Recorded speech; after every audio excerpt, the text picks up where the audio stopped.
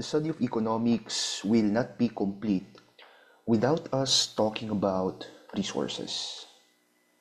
And for this session, we will be talking about two types of resources in economics, which are free and economic resources. Ano nga ba itong dalawang ito? And ano yung pinagkaiba nila? This topic is fundamental sa ating pag-aaral ng agricultural economics and agri-marketing kasi madalas ito ay basic na topic na lumalabas sa exam. So dapat alam natin technically kung paano sila nagkaiba, and kahit na balibalik na rin yung tanong and analysis, masasagot pa rin natin yung mga questions sa exam ng tama. Okay? So simulan natin. Ano ba ang free resources? Free resources, yan yung mga resource na abundant sa kalikasan.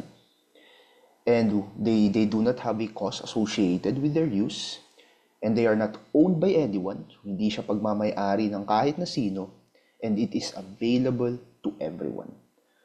So gusto ko lang himayin natin yung mga keywords para mas madali nating ma-memorize and maintindihan. Free resources, very abundant. Okay? Hindi yan basta-basta nauubos. Or in fact, naipanganak ka na, mamamatay ka na, nandyan pa rin yan para sa lahat. So it's very, very abundant in nature. Second keyword, there is no ownership involved.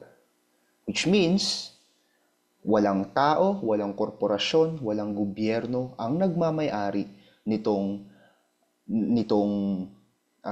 resource na to. So dahil hindi siya pagmamay-ari ng kahit na sino, wala rin siyang monetary cost. And libre siya. Okay? Dahil hindi siya pagmamay-ari ng kahit na sino, wala siyang monetary cost involved sa paggamit noon.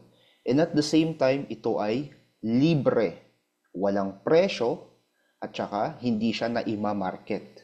Hindi siya ibinibenta sa merkado. Anong mga examples ng free resources natin? Examples are air, yung hangin na ating hinihinga para mabuhay tayo. The sun life is an example of free resources. Ocean water, of course. Napaka-abundant niyan na pwede mong gamitin. Okay? Libre lahat ng gumamit niyan, itong air, sunlight, and ocean water kasi wala siyang monetary cost, walang nagmamay-ari, and it's abundant in nature. Mahalaga ba ang free resources sa pag-aaral ng economics? Kasi 'di ba, on our previous lesson on the introduction of economics, pag-aralan natin that the study of economics comes because the study of economics happened because of scarcity. Ang free resources hindi scarce. Mahalaga ba ang role nila sa economics, ang free resources? Yes, mahalaga. Kasi ang role ng free resources ay nagsisilbi silang support sa pagbuo ng goods and services para tangkilikin ng tao. And at the same time, free resources are usually used by the government to create public goods that everyone can use. So that's one thing that free resources provide in relation to other resources, of course. Next one, economic resources. Ano naman to? Itong resources na to, they are limited in supply. They are owned, they involve a cost, and they are crucial for producing goods and services. So ito yung mga keywords na kailangan nating tandaan to remember economic resources. Una, they are scarce. Nauubos sila. So there's scarcity. Pangalawa, they are owned. They are owned by an individual, a private entity, or a government entity. Number three, they have cost. Okay? Mayroon silang monetary cost kapag gagamitin. And therefore, mayroon din silang economic value. May kaakibat na presyo at ibinibenta siya sa merkado o sa market. Anong examples ng ating economic resources? Example niyan, of course, yung ating 4 factors of production, which is our land, labor, capital, and entrepreneurship. Ano ba ang land? Land pertains to the natural resources that we use to produce goods and services. Kasama na dyan yung mga minerals, kasama na dyan ang lupa, the land itself. Okay? Labor pertains to human effort na ginagamit din natin to produce goods and services. Capital pertains to machineries, man-made assets na ginagamit rin natin to produce kung ano yung kailangan ng tao. And entrepreneurship is our ability to manage all of these resources so that we will be producing efficiently yung mga goods and services na kailangan ng tao. Economic resources, ito yung parang sa economic resources between free and economic resources. Ang economic resources parang siya yung pinakabida. Okay? Mas bida siya kaysa sa free resource kasi ito talaga yung ginagamitan natin ng analytical skills kung paano natin siya i-allocate ng tama. Okay? Kasi scarce yan.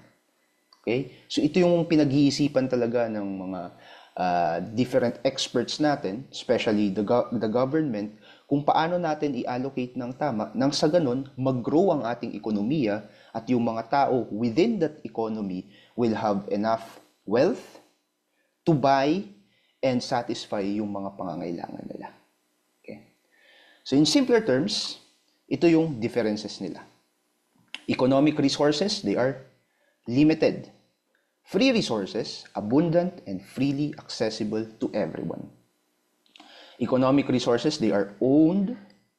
Free resources, not owned. Okay? Economic resources, mayroong cost to acquire and gamitin. Free resources, wala. Ang economic resources, may market price and they are traded in markets. Ang free resources ay walang market price kasi sobrang dami and freely accessible to everyone. So kapag tinanong kayo sa exam, yung bang nilibre ng best friend mo na ice cream sa'yo, is that economic or free resources? Anong sagot? Okay? Ang sagot ay economic. Diba? Bakit siya economic? Yes, libre siya sa'yo, pero sa friend mo, gumastos siya. Gumamit siya ng resource. O yung mga free CR na proyekto ng gobyerno, yun ba ay economic or free resource? Economic pa rin yun. Kasi ginastusan pa rin siya ng gobyerno. Ano pa? Yung nasabi na naman na yung sunlight and air. Ano pa bang example natin ng free resource? Let's say gravity. Di ba? Gravity. Yan ba ay free or economic resources? Ang gravity ay isang free resource. Kasi wala ka namang gastos para i-process yan and lahat ng tao nakikinabang dyan. Okay? Now, it is also important na kapag binabasa nyo yung question during the exam, alam nyo yung context nung tanong. Kasi maaring magbago yun. Di ba? Kasi for example, nasabi ko kanina, na example ng free resources is yung ating ocean. Right? Yung ating ocean. But, kapag sinabi naman sa exam na yung ocean na to is dinidesalinate ng isang malaking planta, kahit na free itong ocean water natin, pero dahil desalinate, ibig sabihin nun, ginamit yung tubig alat para gamitin sa ating usual water consumption. Pwedeng inumin, pwedeng panglaba, or whatever it is na panggagamitan natin ng tubig. So, yes, free resource itong ocean water, but dahil iprinases siya ng factory na to, nagiging economic resource na siya. So be very careful, okay? Be very careful in analyzing the question. You need to understand yung context, and mostly, ganito yung mga tanong na makikita nyo sa LEA exam. So hindi lang siya as simple as sunlight, free or economic resources. Maaring magbigay siya ng context, maaring magbigay siya ng additional information bago niya kayo tanungin. So for example, dito is, sasabihin niya, ang ocean water ay prinases ng planta A for desalinization, ang ocean water ba ay scarce or free resources? So ang sagot doon ay ang ocean water ba ay economic or free resources?